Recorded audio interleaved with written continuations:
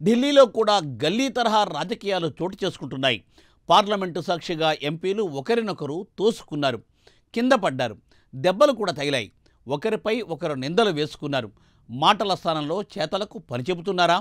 అత్యున్నత పదవుల్లో ఉన్నవారు ఏం సంకేతాలు ఇస్తున్నారు? అంతర్జాతీయ స్థాయిలో దేశం పరువును తీస్తున్నారా? ఎందుకు బాధ్యత గల నేతలు సహనాన్ని కోల్పోతున్నారు? ఈ స్టోరీలో చూద్దాం.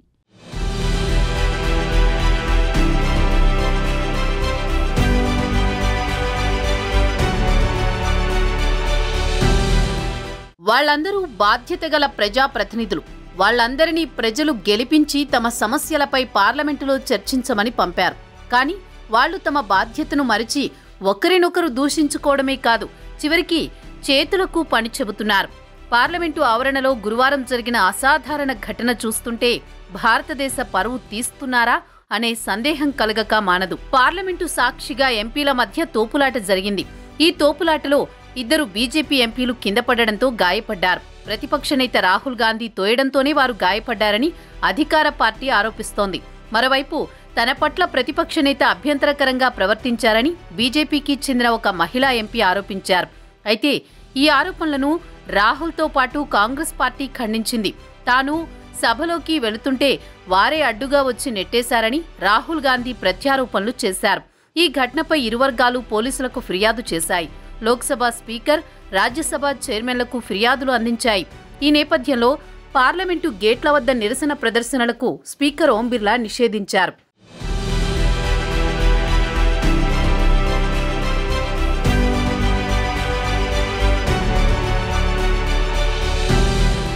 చట్టసభల్లో చర్చలు జరపాల్సింది పోయి పార్లమెంటు గేటు దగ్గర ఒకరినొకరు తోసుకుని పార్లమెంటరీ సంప్రదాయానికి తూట్లు పొడుస్తున్నారని రాజకీయ విశ్లేషకులు చెబుతున్నారు.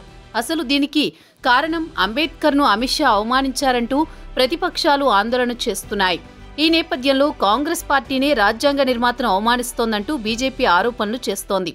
ఈ క్రమంలో పార్లమెంటు మెట్లపై నిల్చుని గురువారం ఉదయం పార్లమెంటు సమావేశాలు ప్రారంభం కావడానికి ముందు ఎన్డీఏ ఎంపీలు నిరసన చేపట్టారు. అదే సమయంలో ప్రతిపక్షాల ఎంపీలు ఆందోళన నిర్వహిస్తున్నారు. ఈ సందర్భంగా ఒకరికొకరు ఎదురుపడ్డారు. ఇరు వర్గాల నినాదాలతో ఈ ప్రాంతం హోరెత్తింది. అదే సమయంలో మెట్లపై కూర్చున్న తమను తోసుకుంటూ రాహుల్ సభలోకి వెళ్లడానికి ప్రయత్నించారని భాజపా ఎంపీలు ఆరోపిస్తున్నారు. పక్క నుంచి వెళ్లే అవకాశమున్నా కావాలనే ఎంపీల మధ్యలోంచి తమను నెట్టుకుంటూ వెళ్లారని అధికారపక్ష ఎంపీలంటున్నారు. ఈ సందర్భంగా జరిగిన తోపులాటలో ఒడిషా బాలేశ్వర్కు చెందిన BJP MP Pratap Chandra Sarangi, Uttar Pradesh Farrukhabad BJP MP Mukesh రాజ్పుతులు గాయపడ్డారు. వారి తలకు గాయాలయ్యాయి. ఆ తర్వాత వారిని రామ్ మనోహర్ లోహియా ఆసుపత్రికి తరలించారు.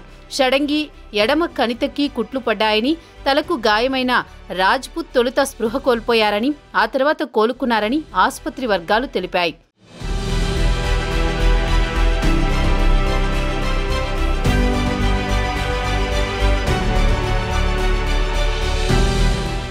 దీనికి ప్రతిగా కాంగ్రెస్ కూడా ప్రత్యారోపణలు చేసింది.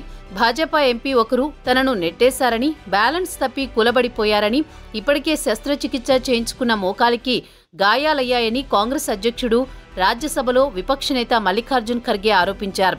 ఈ ఘటనపై విచారణ జరిపించాలని కోరుతూ స్పీకర్కు లేఖ రాశారు. ఈ తోపులాటపై అధికార ప్రతిపక్ష పార్టీలు పార్లమెంటు స్ట్రీట్ పోలీస్ స్టేషన్లో పరస్పరం ఫిర్యాదు చేసుకున్నాయి. రాహుల్ గాంధీ బలప్రయోగంపై తాము ఫిర్యాదు చేశామని బీజేపీ నేతలు చెబుతుంటే, మరోవైపు భాజపా ఎంపీలపై కాంగ్రెస్ ఎంపీలు ఫిర్యాదు చేశారు. దీంతో పాటు లోక్సభ స్పీకర్ ఓం బిర్లా, రాజ్యసభ చైర్మన్ జగదీప్ ధన్ఖడ్లకు ఇరు వర్గాలు ఫిర్యాదు చేశాయి. ఈ తోపులాటకు సంబంధించి గురువారం రాత్రి రాహుల్ గాంధీపై పోలీసులు ఎఫ్ఐఆర్ నమోదు చేశారు. ఇంకోవైపు ఈ ఘటనలో తగిన చర్యలు తీసుకుంటామని, పార్లమెంటు బలప్రయోగానికి వేదిక కాదని పార్లమెంటు వ్యవహారాల శాఖ మంత్రి కిరణ్ రిజిజు స్పష్టం చేశారు.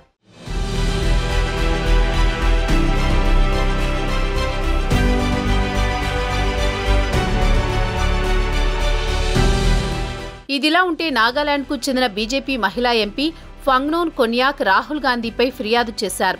ప్లకార్డు పట్టుకుని శాంతియుతంగా మేం నిరసన తెలుపుతున్నాం. అదే సమయంలో రాహుల్ గాంధీ నాకు సమీపంగా వచ్చారు, నాపై అరిచారు, అనుచితంగా ప్రవర్తించారు. దీంతో ఒక మహిళగా ఎంతో అసౌకర్యానికి గురయ్యానని ఆమె పేర్కొన్నారు. దీనిపై రాజ్యసభ చైర్మన్ జగదీప్ ధన్ఖడ్కు ఫిర్యాదు చేశారు. మరోవైపు అధికారపక్ష ఎంపీల కారణంగా తమకు గాయాలయ్యాయంటూ కాంగ్రెస్ మహిళా ఎంపీలు ఆరోపించారు. బాబాసాహెబ్ అంబేద్కర్పై కేంద్ర మంత్రి అమిత్ షా చేసిన వ్యాఖ్యలకు వ్యతిరేకంగా దేశవ్యాప్తంగా ఉద్యమం చేపడతామని ఈ సందర్భంగా కాంగ్రెస్ అధ్యక్షుడు మల్లికార్జున ఖర్గే తెలిపారు. అప్పుడు అదానీ నుంచి ఇప్పుడు అమిత్ షా చేసిన వ్యాఖ్యల నుంచి ప్రజల దృష్టి మళ్లించేందుకు భాజపా ప్రయత్నిస్తోందని రాహుల్ గాంధీ ఆరోపించారు. మరోవైపు ప్రతిపక్ష నేత పదవికి రాహుల్ అనర్హుడని బీజేపీ అంటోంది. ఈ రీతిగా ఒకరిపై ఒకరు ఫిర్యాదులు, ఆరోపణలు చేసుకుంటూ ప్రజా సమస్యలను గాలికొదిలేశారని రాజకీయ విశ్లేషకులు అంటున్నారు. ఇప్పటికైనా తమ బాధ్యతను గుర్తెరిగి మసులుకుంటారో లేదో మరి.